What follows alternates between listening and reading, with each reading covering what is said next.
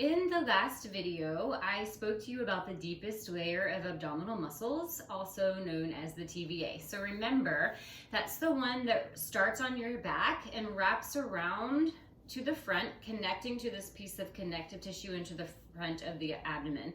So it's the one that strengthens and stabilizes your spine. Today, I'm going to take you through a series of exercises. It's sort of a progression that you can do to check and see if you're engaging that deep layer. And the exercises will start very easy and they progressively get harder, and we'll work our way up into like the plank position where it's the hardest to hold that. And that's going to give you a good idea of how well you're using these deep abdominals when you're doing work in neutral spine. Now remember, if you can stabilize your spine in the neutral position, all of your movement, when you go to do flexion, which is bending forward, extension, side bending, rotating, all of these other movements become a lot stronger, and the muscles that do those movements also become stronger. Okay, so just find a nice spot on the floor. If you have a mat, great. If not, no worries. And find your neutral spine. So your neutral spine is when all of your natural spinal curves are present. You want your tailbone to be heavy on the floor, a small space between your low back and the floor. Your rib cage, back of the rib cage, upper back is sloping down, and then there's a small space between your neck and the floor, and then the back of your head is resting on the ground. Also, hip points and pubic bone are in line with each other and parallel to the floor or the ceiling.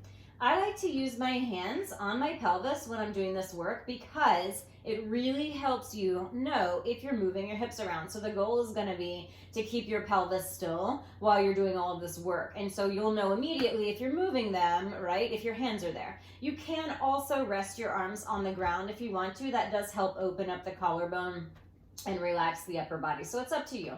But I like to have my hands on my pelvis. So if you're doing that, make sure your upper body, shoulders, elbows, all that stuff is relaxed. So from here, let's just start by engaging that abdominal muscle. So you inhale, sending the breath all the way down into your belly, letting your belly expand like a balloon.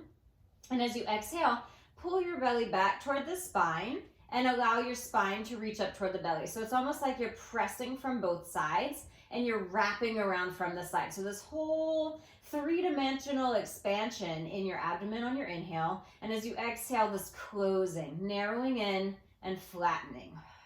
And inhale, widen and expand.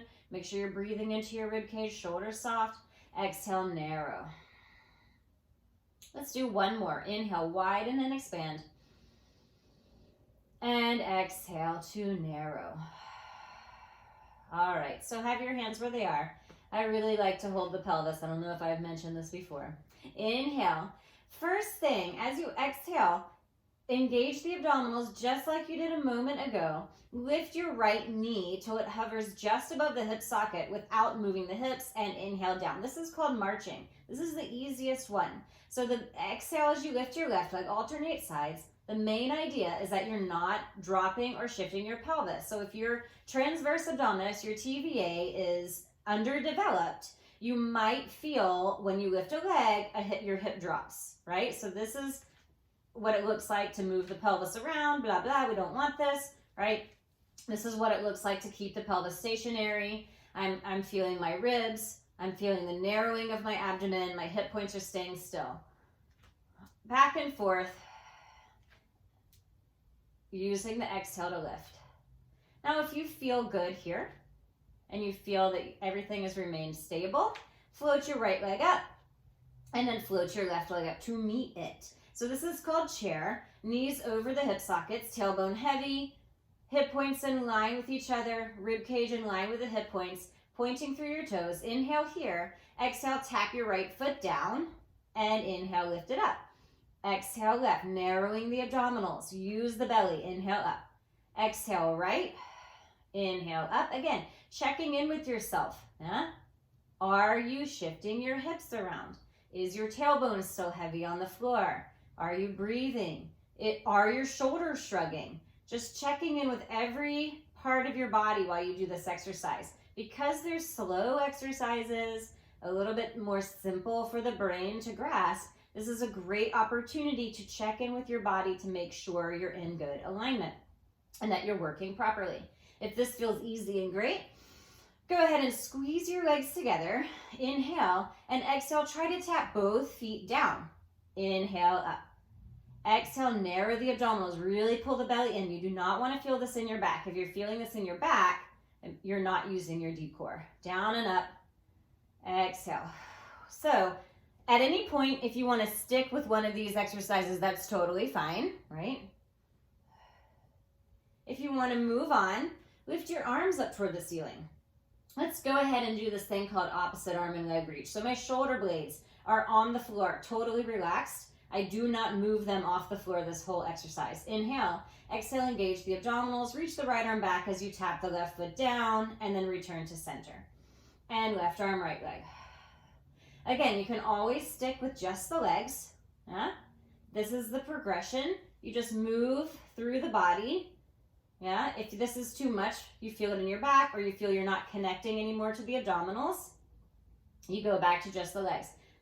Now, a quick note, you're not going to feel a burn, right? This is not like when you do a bunch of crunches and you start to burn in your stomach.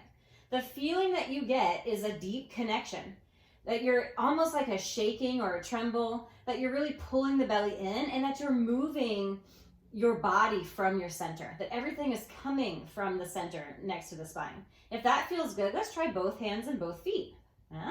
Inhale, up. Exhale, tap. Inhale, up. Exhale on the way down. Inhale, up. So usually you do about 8 to 10 repetitions of each exercise. I'm going to keep it short for the purpose of the video. Let's take a break. Pull the knees in, circle the legs around a couple times in each direction.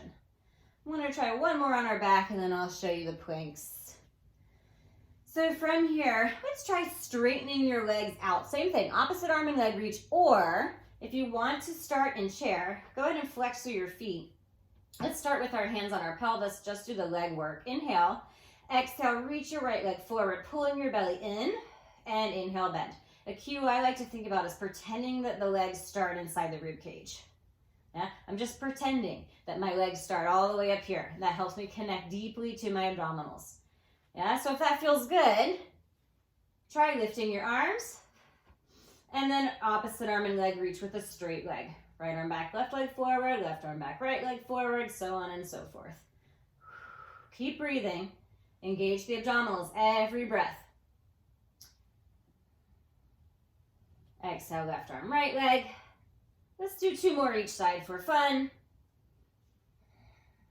1 more. Exhale, left arm, right leg. Oops, sorry. left arm, right leg for real this time.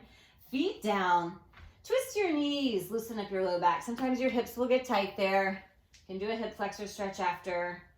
But the stronger you make that deep core, the less your hip flexors will do. All right.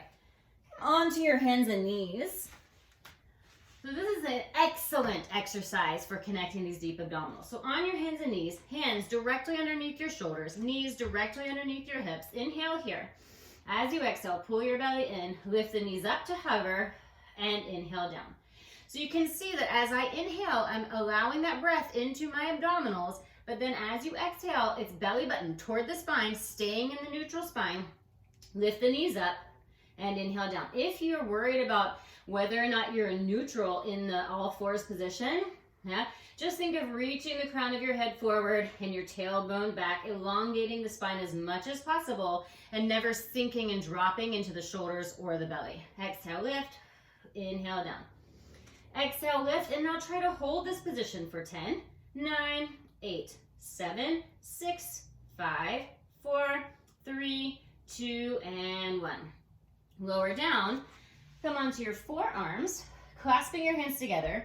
In the forearm plank, make sure your nose is just directly above your thumbs. Tuck your toes.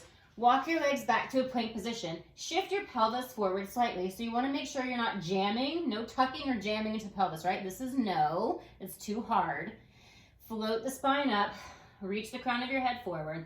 Inhale, widen the belly, widen the back. As you exhale, pull the belly in. Engage those deep abdominals. Inhale, widen. Exhale, engage the deep abdominals. Inhale, breathe into the back of your rib cage here. Exhale, pull the belly in. We'll try 2 more breaths. Inhale. Exhale. And 1 more time. Inhale.